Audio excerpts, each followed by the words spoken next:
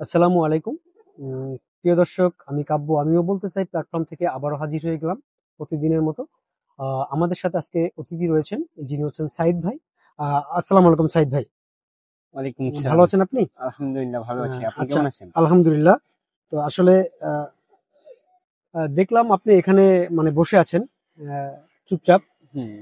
তো হয়তো আপনার মনটা খারাপ, এই জন্য হয়তো বসে আছেন বা কোনো ডিপ্রেশনের মধ্যে আছেন হয়তো বা। তো যাই হোক, এই জন্য কথা বলতে আসলাম।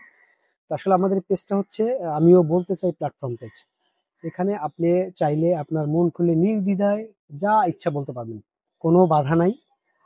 আপনার এমন কোনো অতীতের ঘটে যাওয়া কোনো ঘটনা যেটা আপনি দর্শকের সামনে বলতে চান, যা কখনো আগে বলেননি, যেটা বললে আপনার বেসিক্যালি কোনো প্রবলেম নাই, এরকম কোনো ঘটনা, বা আপনার অতীতের ছেলেবেলার কোনো ঘটনা যেটা খুব মানে দর্শক যারা আছেন তারা হয়তো আপনার ঘটনাটা শুনলে কিছুটা শিক্ষা নিবে, অথবা তাদের মনে আনন্দের খোরাক যোগাবে, এরকম কিছু। তো আমি আসলে জানতে চাচ্ছি আপনার এখানে যে আসছেন আপনি, এটা হুম। কি আপনি একা আসছেন? না, ফ্রেন্ড সার্কেল মিলে এসেছি। ফ্রেন্ড সার্কেল এসছেন? আচ্ছা, ফ্রেন্ড সার্কেল বলতে কজন আসছেন এখানে? ৪-৫ জন হবে চার মেবি। পাঁচ জন আসছেন না? হুম। আচ্ছা আচ্ছা। আজকে এই যে লোকেশনটাতে আপনি কি আগে কখনো এসেছেন? হ্যাঁ, অবশ্যই এসেছি। আচ্ছা, এই জায়গাটা আপনার কাছে কেমন লাগে? জায়গাটা আসলে ওয়াও! মানে বলার মতন না। যেটা আচ্ছা, আসলে অনেক ভালো। প্রকৃতির অনেক সৌন্দর্য, এখানে আসলে অনেক কিছু মানে ভালো লাগে। উপভোগ করা যায় আরকি। আচ্ছা আচ্ছা। যেহেতু বলা যায় ঢাকা শহরের প্রাণকেন্দ্রের এখন মতোই একটা হুম। অবস্থা, নিঃশ্বাস নেওয়ার জায়গা নেই, এখানেই মানুষ আসে নিঃশ্বাস নিতে। আচ্ছা আচ্ছা। তো এখানে যে আসছেন, আগেও আসছেন, আজকেও আসছেন। তো আসলে এখানে আসলে আপনার যে ফিলিংসটা হয় বাইরে, মানে যখন বাইরে থাকেন, এই জায়গাটা ছেড়ে যখন বাইরে থাকেন, তখনকার ফিলিংস আর এখনকার ফিলিংসটা যদি একটু পার্থক্যটা বলতেন। আ এখানকার ফিলিং যেটা সেটা হলো আপনার মেবি এখানকার মনে করুন অন্যরকম একটা পরিবেশ। এখানে খোলামেলা সবকিছু, এখানে নিঃশ্বাস নেওয়ার মতন একটা ভালো পরিস্থিতি আছে। আচ্ছা আচ্ছা। আর যখন শহরের ভিতরে থাকবো তখন তো কখনো মানে গাছ নেই, কিছু নেই, মানে কখনো ওখানে কোনো বাতাসের কোনো ছোঁয়া নেই, এই আচ্ছা আবহাওয়া আচ্ছা। নেই। আচ্ছা আচ্ছা। মেবি তো এখানে একটুটুকু আসলে একটা রিফ্রেশমেন্টের মানে একটা ভালো লাগে আর কি। ভালো লাগে আর কি। ভালো লাগা কাজ করে। হ্যাঁ। আচ্ছা, আপনি এখানে আসছেন, ঠিক আছে, আপনাকে পেয়ে গেছি, এজন্য আসলে অশেষ ধন্যবাদ আপনাকে। তো এখানে আমি আসলে আপনার কাছে জানতে চাচ্ছিলাম যেটা, সেটা হচ্ছে আপনার ছেলেবেলা সম্পর্কে যদি আমাদের কিছু বলতেন, যেমন যখন ক্লাস 5 এ পড়েন, বা এইটা আপনার স্মৃতি যত পিছনে আর কি আপনার স্মৃতিগুলো আপনার মনে আর কি ক্যাচ করে, যে ওই পর্যন্ত আমার মনে আছে। তো সেইখান থেকে যদি আমাদের কিছু বলতেন, যে কোনো প্রিয় স্মৃতি বা হাসি, মানে মানুষের হাসি আসবে শুনলে এরকম কিছু, বা শিক্ষণীয় কোনো ব্যাপার। না, এমন কোনো বিষয় আর কি নেই। ছোটবেলা থেকেই মানে লেখাপড়া অল্প একটু করেছি, বাট কাজের দিকে মানে পরিবারের একটু সমস্যা ছিল আর কি, নিজেও লেখাপড়া করতে চাইনি। ওই হিসেবে মনে করেন কাজে জব নিয়েছি মেবি। আচ্ছা আচ্ছা, মানে এখন মানে পড়াশোনাটা পুরোপুরি হয়ে ওঠেনি। আপনার পরিবারের আসলে আপনারা কজন, মানে ভাই বোন কজন? আমরা 2 ভাই 1 বোন। দুই ভাই এক বোন। আচ্ছা, এই আপনাদের গ্রামের বাড়িটা কোথায়? গ্রামের বাড়ি আমাদের বিভাগ হলো ময়মনসিংহ, আর জেলা হলো জামালপুর, আর আচ্ছা থানা হলো মাদারগঞ্জ। আচ্ছা আচ্ছা। তো এইখানে আপনি তো পড়াশোনা করছেন আপনার গ্রামের বাড়িতেই হ্যাঁ, পড়াশোনা গ্রামে। করেছেন। আচ্ছা, ওইখান থেকে যখন আপনি ক্লাস 5 এ পড়ছেন, 5 এর থেকে আস্তে আস্তে উঠে যখন আপনি আপনি বলেছেন যে আপনি অষ্টম শ্রেণী পর্যন্ত পড়েছেন। হুম। আচ্ছা, পড়াশোনাতে আপনি কেমন ছিলেন? পড়াশোনাতে মোটামুটি ছিলাম আর কি, এতটাও ভালো না আর এতটাও আচ্ছা, খারাপ আপনি ছিলাম না। পড়াশোনা করতে তখন কি আসলে মানুষের মধ্যে একটা থাকে না, যে বই পড়ার একটা শখ বা একটা ইচ্ছা ওরকম আমার কোনো ইচ্ছা আগ্রহ ছিল ছিল না, না। যার কারণে আপনি আহ, পড়াশোনাটা বাদ দিয়েছেন? তো আপনার হুম। গার্ডিয়ানের পক্ষ থেকে কি কোনো আসছিল, হুম, যে না তুমি অবশ্যই। পড়াশোনা করো, বা সাপোর্ট দিয়েছিল মেন্টালি বা হ্যাঁ, ফিনান্স? মেন্টালি সব দিক দিয়ে আমাকে সাপোর্ট দিয়েছে, বাট ওরকম কোনো কিছু না, আমি গার্ডিয়ানকে কখনো দোষ দিব না। আসলে আচ্ছা নিজের ওই যে একটা কথা আছে না, নিজের কপাল নিজে খাইলো, আচ্ছা আচ্ছা এরকম একটা কথা। এই নিজের কপাল নিজে খেয়েছি। আচ্ছা আচ্ছা। এখন আমি যদি আসলে ওইটার পরে যাই, যে তো আপনি এই অষ্টম শ্রেণী পর্যন্ত পড়াশোনা করেছেন। আচ্ছা, এই পড়াশোনার পরে আসলে আপনি কোন কাজে, আপনি কবে থেকে কাজে আর কি ইনভলভ? মেবি 4 বছর হবে ফার্নিচারের জব এটা করি। হচ্ছে আপনাকে ফার্নিচারে, ঠিক আছে, বাট আপনি আর বললেন যে অষ্টম হুম। শ্রেণী থেকে আপনি যে জবে আসলেন, এটা কি পড়াশোনা ছাড়ার পরপরই জবে আসলেন, নাকি পড়াশোনা থাকাকালীন? না, না, পড়াশোনা ছাড়ার পরও অনেক দিন পরে মানে মানে প্রায় জবে ২ বছর বা ১ বছর গ্যাপের পরে আসছেন। হ্যাঁ, গ্যাপের আচ্ছা পরে আচ্ছা। আসছে। এখন আপনার কাছে কি মনে হয় যে আসলে পড়াশোনাটা ছেড়ে দিয়ে আপনি এখন যে অবস্থায় আছেন, এটাই বেটার, নাকি পড়াশোনা করলে আপনার লাইফটা একটু অন্যদিকে মোড় নিত, এরকম কিছু মনে হয়? উম, আসলে পড়াশোনা করলে অন্যদিকে লাইফ মানে জি- বেকও নিত, বাট এখন তো মানে পড়াশোনা করি নাই। তো এই কারণে আমার কাছে যেটা মনে হয় যে পড়াশোনা করাটাই বেটার। করাটাই বেটার। সব দিক দিয়ে বিবেচনা করে পড়াশোনাটা করলে কোনো না কোনো এক ভাবে মনে করেন চলাফেরা করা যাবে। আচ্ছা, আপনি এই ব্যাপারটা যদি দর্শকের উদ্দেশ্যে ক্যামেরার সামনে যদি বলেন, যে আসলে আপনি যে পড়াশোনা করেননি, আর এখন ছেড়ে দিয়েছেন, আর ছেড়ে দিয়ে এখন আপনি যে পর্যায়ে আছেন, এই দুইটাকে কম্পেয়ার করলে আসলে কোন দিকটা ভালো হবে, এইটা যদি দর্শকের উদ্দেশ্যে একটু বলতেন, আসলে করা উচিত কি সবার? সবার সবচেয়ে বড় যেটা মানে করা উচিত সেটা হলো লেখাপড়া করা, যে আজে বাজে কিছু না করে লেখাপড়ার দিকে মন দেওয়া। কারণ লেখাপড়ার দিকে মন দিলে সবচেয়ে বেটার হবে, যে এই কাজের চিন্তা, হিড়ির চিন্তা, এগুলো কোনো কিছু থাকবে না। আপনার লেখাপড়ার দিক দিয়ে যদি মন দেন, কিছু না ভবিষ্যতে কিছু একটা করে খাওয়ার জন্য একটা উপযুক্ত সময় হবে। আচ্ছা আচ্ছা, মানে আপনি এটাই বোঝাতে চাচ্ছেন যে, প্রিয় দর্শক, আমাদের সাথে যিনি অতিথি রয়েছেন, সাইদ ভাই, তিনি আসলে এটি বোঝাতে চাচ্ছেন যে উনি অষ্টম শ্রেণী পর্যন্ত পড়াশোনা করেছিলেন।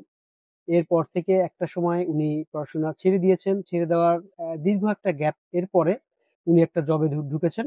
তো এখন উনি আসলে উনার মাইন্ড সেটআপ আসলে বলতে যেটা বোঝায়, উনি এখন বুঝে ফেলেছেন যে আসলে পড়াশোনাটা ছাড়ায় আসলে কতটা ক্ষতিগ্রস্ত উনি নিজে।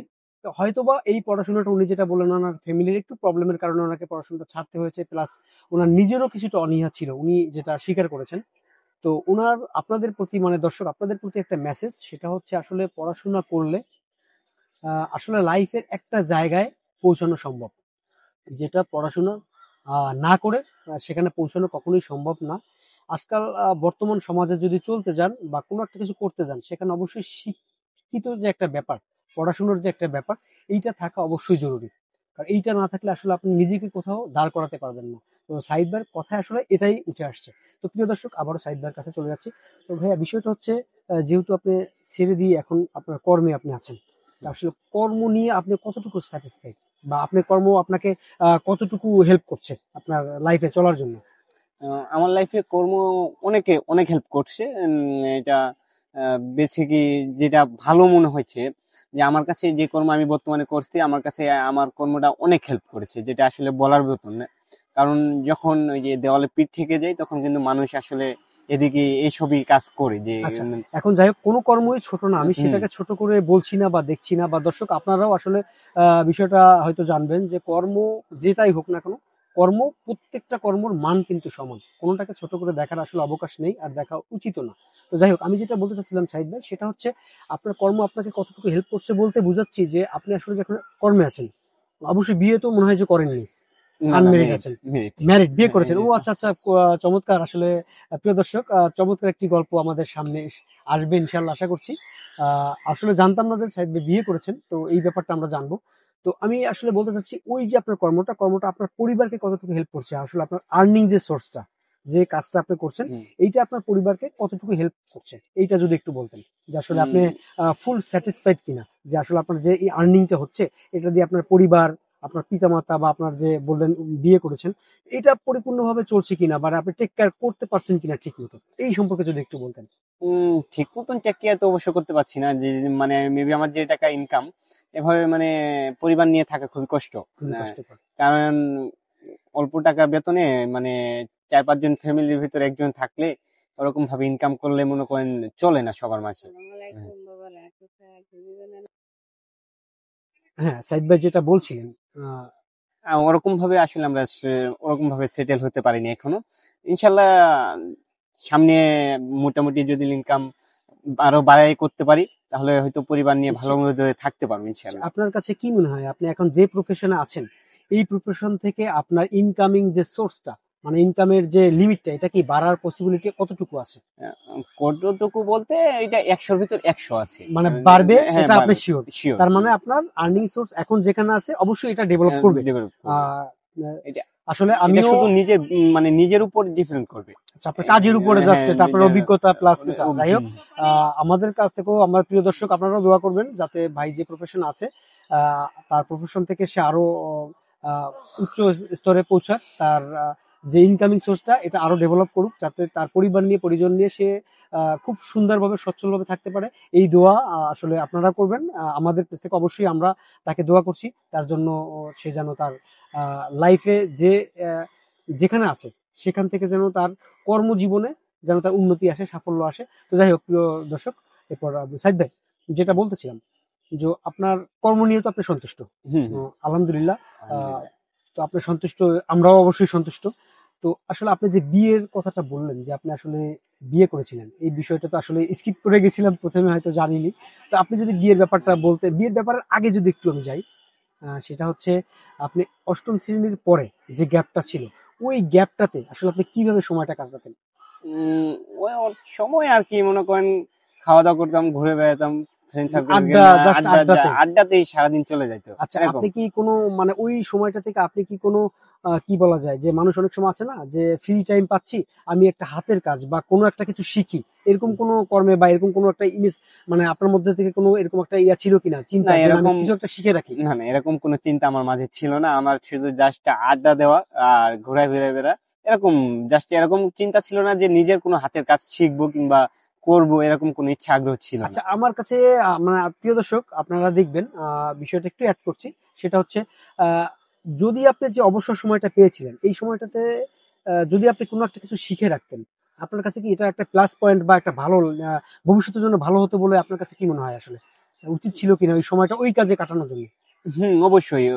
যে সময়টা আড্ডা কিংবা ঘুরে কাটাইছি, বাট ওই সময়টা যদি আমরা মনে করেন চাইতাম যে মেবি অন্য কোনো কাজ শিখবো, নিজের হাতের কোনো কাজ শিখে রাখতাম, তাহলে 100-র ভিতর মনে হয় 90% সেটেল হওয়ার একটা সম্ভাবনা বেশি ছিল। মানে লাইফে এটা একটা কাজে দিত, কাজে একটা দিত। সময় একটা কাজে দিত, অভিজ্ঞতা মানুষের অনেক প্রয়োজনে আসে। ও, প্রিয় দর্শক, এই বিষয়টা আপনাদের জন্য একটা মানে শিক্ষণীয় বিষয়। এটা আপনারাও দেখবেন যে যখন আমরা সাধারণত দেখা যায় যারা স্টুডেন্ট এরা পড়াশোনা করে, দেখা যায় যে এসএসসি বা ইন্টারমিডিয়েট পরীক্ষার পরে এরা কিন্তু একটা বিশেষ করে অনেকটা সময় পায়। আমার কাছে মনে হয় এই সময়টাতে আড্ডা না দিয়ে, কোথাও ঘুরে না বেরিয়ে, আমার মনে হয় যে এইটাতে যদি তারা কোনো একটা হাতের কাজ বা কোনো একটা প্রশিক্ষণ যদি তারা নেয়, তাদের কর্মজীবনে কিন্তু এই যে প্রোগ্রামগুলো তারা যদি শেষ করতে পারে, তাহলে এই কর্মজীবনে কিন্তু এগুলো একটা বিশাল বড় একটা ইফেক্ট ফেলবে, যেটা মানে পজিটিভলি তার লাইফটা এস্টাবলিশ করার জন্য যথেষ্ট সহায়ক হবে। তো এই বিষয়টা আসলে আপনারা প্রিয় দর্শক যারা দেখবেন তারা অবশ্যই এই বিষয়টা, এমনও হতে পারে না কেউ আছেন যারা দেখতেছেন বা যারা দেখবেন যে তারা পরীক্ষার পরে ঘুরে সময়টা নষ্ট করছেন। তো এটা সাইবার থেকে যে মেসেজটা আমরা নিলাম, প্লাস আমিও বলতে চাই তার সাথে কথার সাথে একমত হয়ে, যে আপনারা আসলে ঘুরবেন না বা অযথা সময় নষ্ট করবেন না। চেষ্টা করবেন কোনো না কোনো একটা আহ, কাজের মাধ্যমে বা কোনো একটা কিছু শিখে রাখার জন্য, হাতের কাজ শিখে রাখার জন্য, যাতে আপনার পরবর্তীতে কর্মজীবনে এটা আপনার সহায়ক, আপনার জন্য আপনার ভবিষ্যতের জন্য সহায়ক হয়। তো যাই হোক প্রিয় দর্শক, আবারও চলে যাচ্ছে সাইদ ভাইয়ের কাছে।